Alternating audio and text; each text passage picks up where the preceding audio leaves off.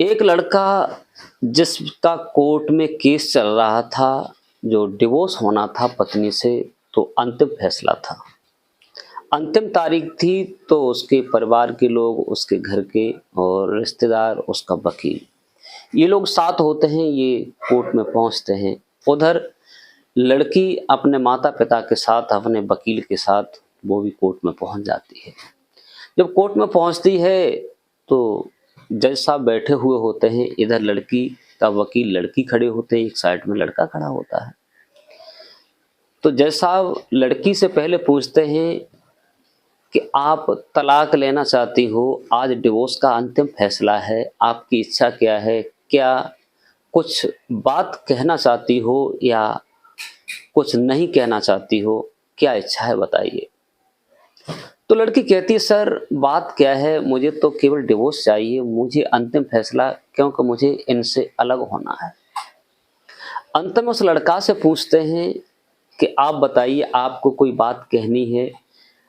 जो भी कहनी हो, आज के बाद आप पति पत्नी अलग हो जाएंगे, न कोई पत्नी का रिश्ता रहेगा, न कोई पति का रिश्ता रहेगा। जब लड़का से पूछते हैं तो लड़का एक बात कहता है कि साहब, मेरी एक इच्छा है, अगर वो आप पूरी करा सकते हैं तो आप करा सकते हैं। जज साहब कहते हैं बताइए।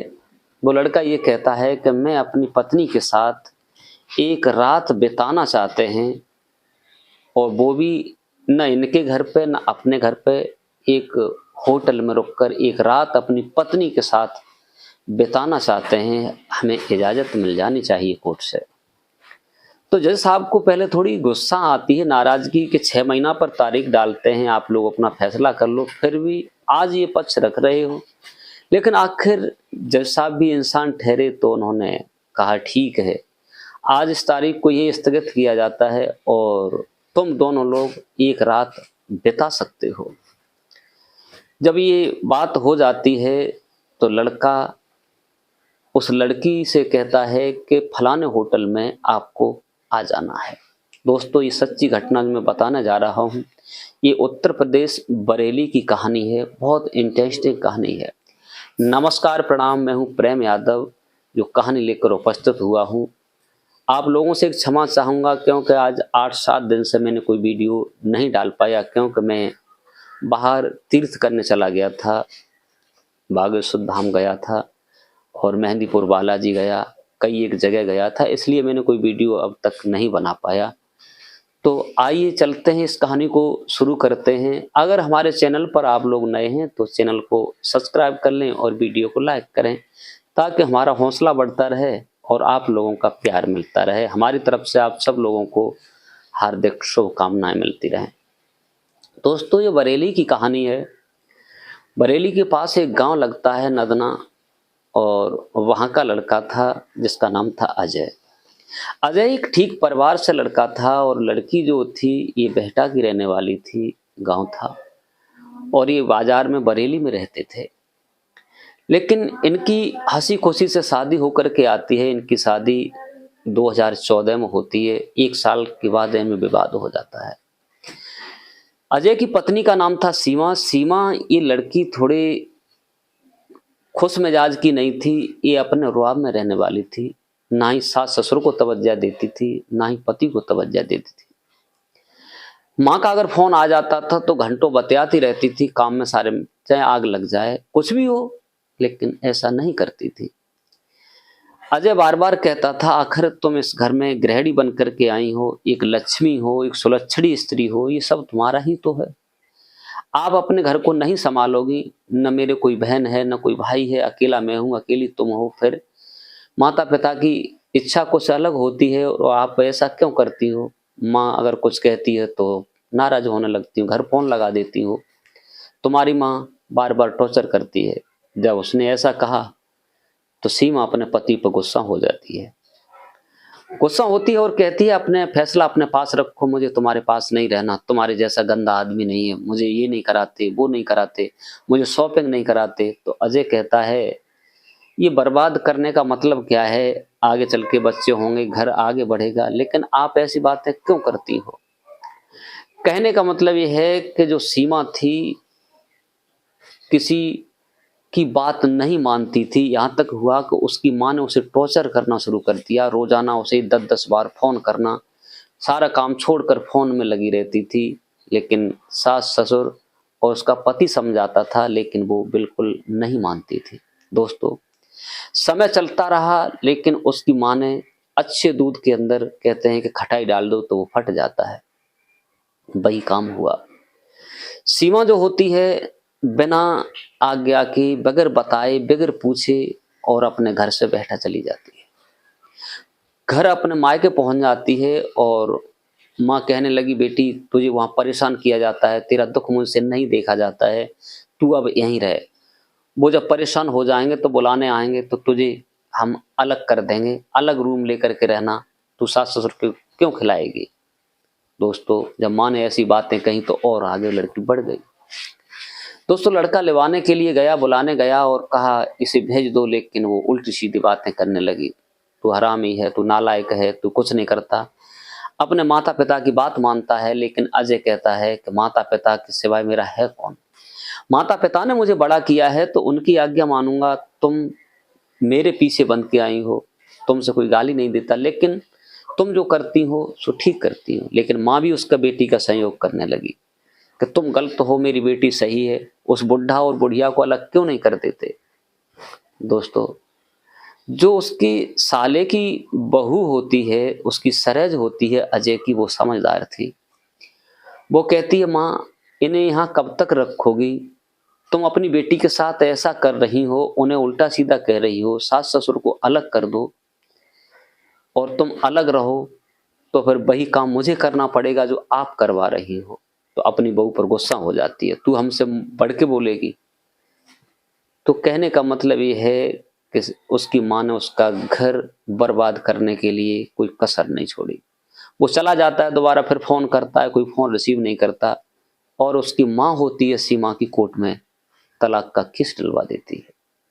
तलाक का केस डलवा देती है, उसके यहाँ नोटिस पहुंचता है अजय के, तो वो तारीख लेता है, वकील करता है और अपनी पत्नी को पहली तारीख पर समझाता है कि आपका दिमाग ठीक नहीं है, क्या हमारे यहाँ तुम्हें किल्लत थी, क्या दिक्कत थी, आप इतना ये गंदा काम कर रही हो। लेकिन वो और गुस्सा गाली गलौज करने लगी। दोस्तों, तारीख पर तारीख पड़ने लगी, 2-3 साल तक मुकदमा चलता रहा। उसके बाद में तारीख और बढ़ती रही। 2023 में आकर के इनका फैसला पर नंबर आया। अंतिम दिन था तारीख का। वकील अजय का भी साथ था, परिवार के लोग थे, रिश्तेदार थे, उधर लड़की के पक्ष के थे, वकील, रिश्तेदार सब। जब कोर्ट में दोनों पक्ष प्रवेश होते हैं, उधर से लड़की, इधर से लड़का, तो जज साहब उस लड़की को पूछते हैं, आपको कोई अंतिम फैसला में कोई सफाई कहनी है या कोई बात कहनी हो तो बताइए। लड़की कहती है, ना ही मुझे कोई सफाई नहीं कहनी, मुझे तो केवल तलाक चाहिए। फिर लड़का को पूछते हैं अजय को, तो लड़का ये कहता है, केवल अगर हो सकता है तो एक रात अपने पत्नी के साथ बिताना चाहते हैं, वो भी अकेले में, सिर्फ एक रात चाहिए। लेकिन जज साहब थोड़े गुस्सा होते हैं, अंत में वो फैसला ले लेते हैं, वो कोई बात नहीं, अगर इनमें संधि हो जाती है, सुलह हो जाती है तो अति उत्तम है, परिवार बिगड़ने से बचता है तो और बढ़िया रहेगा। दोस्तों, अजय जो होता है कोर्ट से निकल आता है और उन्हें समय दिया जाता है, लेकिन वो उस लड़की से कहता है, ना ही हम तुम्हारे घर जाएंगे, ना ही अपने घर जाएंगे, ये होटल है, होटल के अंदर तुम हमें शाम को 8 बजे मिलना। दोस्तों, जब समय दे दिया जाता है, वो रूम लेता है किराए पर और जिस रूम में रुकना था वो अजय पहले से पहुंच जाता है और उधर से लड़की आती है अपने मिजाज में आने के बाद और वहां पहुंचती है जहां बेड पर अजय लेटा हुआ होता है। थोड़ी उसे तकल्लुफ़ थी, परेशानी थी। वो जाती है और जाने के बाद बैठ जाती है और कहती है, बताइए तुमने हमें किस लिए बुलाया, क्या कारण था, मैं तुम्हारी कौन होती हूँ, एक रात रुकने का मतलब क्या है। तो अजय कहता है, थोड़ी शांति बना के रखो, आप हमें ये बताइए आप क्या कहना चाहती हो, आपने जो निर्णय लिया है क्या ये निर्णय सही है। पति पत्नी का रिश्ता कुछ अलग होता है तो और नाराज हो जाती है। बोले, पति पत्नी कोई किसी का संसार में नहीं होता है। दोस्तों, अजय को एक दिक्कत थी, उसे दिल का दौरा आ चुका था और उसे टीबी की बीमारी हो चुकी थी, उसे खांसी भी तेज थी। लेकिन अंत में उसकी पत्नी जो होती है, रीमा कहती है आपको क्या करना है। अगर पत्नी का नाता है तो आज सब पूरी रात तुम्हारे लिए है, जी आए वो करो मेरे साथ। मैं आपके लिए आज मना नहीं कर सकती क्योंकि कल तो डिवोर्स हो ही जाएगा। लेकिन अजय कहता है कि तुम्हारी गंदी हरकत समझ में नहीं आई। मैंने आपको इसलिए नहीं बुलाया है कि तुम्हारे साथ अयास करना है, क्या करना है। केवल आप लोगों को मैं अपनी एक दिल की बात बताने के लिए बुलाया है। आप मेरे दिल की बात सुन लो, अंत में जो होना है वही होना है। मैंने इसलिए नहीं बुलाया कि तुम मेरे साथ रहो क्योंकि तुम्हारी इच्छा से सब काम हो रहा है। सीमा कहती है बताइए क्या बात है। तो अजय कहता है कि मैं तुम्हारे साथ अय्याशी कर नहीं सकता क्योंकि मुझे परेशानी है, दिल का दौरा मुझे आ चुका है, मेरा पता नहीं कब समय निकल जाए और मुझे शारीरिक बीमारी, मुझे टीबी हो चुकी है। मेरा अंतिम समय है, केवल आपसे दो हित की बातें करना चाहता हूँ क्योंकि तुमने मुझे छोड़ दिया है। मैं भगवान से कामना करता हूँ तुम जहाँ भी जाओ लेकिन उसके साथ कभी गलती मत करना, जो मेरे साथ किया है उसके साथ मत करना। बस यही तुमसे कहना चाहता हूँ और मेरी कोई बात नहीं है। जहाँ रहो वहाँ सुखी रहो, अपने माता पिता की आज्ञा से काम करना, जिस लड़के के साथ जाओ उसका घर मेरी तरह मत बिगड़वा देना। इतनी कह करके अजय की आंखों में आंसू भर जाते हैं।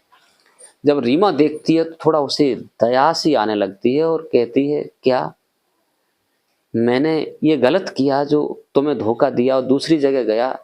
अजय कहता है देखिए, ना ही मैं शराब पीता था, ना ही जुआ खेलता था, ना ही किसी को परेशान करता था। सब काम आपका था। तुम्हारी मम्मी फोन करती थी वही तुम काम करने लगती थी। मेरे माता पिता ने कभी गलत नहीं कहा। हो सकता है कि मेरी तरह लड़का न मिल रहा है और तुम्हें कोई शराब की कबाड़ी मिल जाए, हमें इससे कोई अब मतलब नहीं है। तुम मेरे दिल से दूर जा चुकी हो, जा रही हो तो जाइए। जब ऐसी बात होती है तो रीमा होती है भाव विभोर हो जाती है और अजय के पांव पड़ जाती है। कहती है मुझे तुमने नहीं बताया कि दिल का दौरा आ चुका है और तुम्हें ये घटिया बीमारी हो चुकी है। और रीमा जो होती है उसके दिल में तुरंत ही बदलाव होने लगता है और वो फपक फपक कर रोने लगती है और अजय से कहती है कि बस तुम अपने को अकेला मत समझो, जो हुआ वो अनजान में हुआ। मेरी माँ ने जो करवाया वो ठीक करवाया, लेकिन माँ का मैंने वचन माना इसलिए जो हुआ, लेकिन अब मुझे माफ कर दो। इस हालत में मैं तुम्हें हरगिज नहीं छोड़ सकती। दोस्तों वो पैर पड़ जाती है अपने पति के और वो रात ऐसी होती है कि दोनों जो अलग होने जा रहे थे आज इतना अच्छा संबंध बना उन लोगों में कि एक दूसरे को देखे ही जा रहे थे, देखे ही जा रहे थे। वो उसका चेहरा देख रही थी, बार बार निरख रही थी और उसका सर दबा रही थी और कह रही थी मुझे अब कुछ भी करना पड़े तुम्हारा इलाज करवा करके तुम्हें भला चंगा करके ही छोड़ूंगी। दोस्तों इधर सवेरा होता है। अजय कहता है रीमा तुम्हारे घर वाले तुमसे नाराज होंगे, आप चलो कोर्ट के अंदर चलते हैं, फैसला हो जाने दो। लेकिन रीमा कहती आप कोर्ट के अंदर जाइए, मैं नहीं जाऊंगी। दोस्तों जब वो पक्के उस पे आ जाती है तो कोर्ट में जा करके उधर से उसके माता पिता आते हैं और कहते हैं बेटी चिंता मत करो, आज फैसला हो जाएगा, पैसा मिल जाएगा। जब माँ उसकी उसे टॉर्चर करती है तो वो रीमा माँ से जवाब देती है माँ तुमने मेरे घर में आग लगा दी, मेरी जिंदगी में आग लगा दिया। 7-8 साल होने जा रहे हैं, तुम्हारी जैसी घटिया माँ किसी की हो नहीं सकती। तुम अपनी गंदी जबान से मुझे माँ मत कहो। जो अग्नि तुमने लगाई है हम दोनों लोग मिल करके उसे शांति करने का प्रयत्न कर रहे हैं। दोनों लोग कोर्ट में पहुंचते हैं। जज साहब कहते हैं बताइए रात में क्या डिसीजन लिया गया, क्या फैसला हुआ।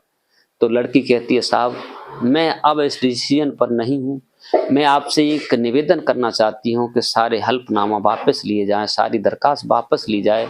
मैं अपने इसी पति के साथ अपनी जी जान से रहना चाहती हूँ।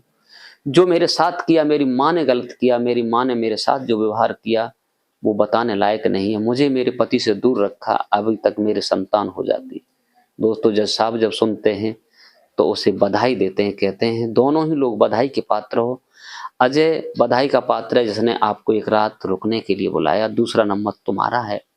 दोस्तों दोनों लोगों को बधाई का परवाना मिलता है और कोर्ट में ही दोनों को एक दूसरे को माला पहना करके एक दूसरे का हाथ मिला दिया जाता है और दोनों ही पति पत्नी खुशी खुशी अपने घर आकर के और बड़े प्यार से रहने लगते हैं। रीमा अपने सास ससुर को देखती है तो तन मन से सेवा करती है और माता पिता से किस्सा खत्म कर देती है, कोई संबंध नहीं रखती। अपने पति की बात, अपने सास ससुर की बात मान करके अपनी सुकून की जिंदगी जीने लगती है। दोस्तों, हमारी कहानी आपको कैसी लगी कमेंट करके अवश्य बताइए। क्या अजय और सीमा ने निर्णय सही लिया? दोनों लोग बड़े प्यार से रहते हैं। कमेंट करके अवश्य बताइए। इस कहानी को सुनाकर किसी को परेशान करना नहीं है, किसी का दिल दुखाना नहीं है, किसी को टॉर्चर करना नहीं है। केवल आप लोगों को जागरूक और सचेत करने का मेरा उद्देश्य है। आज के लिए बस इतना ही। नमस्कार, जय हिंद, जय भारत। मिलते हैं नेक्स्ट वीडियो में, तब तक के लिए राधे राधे।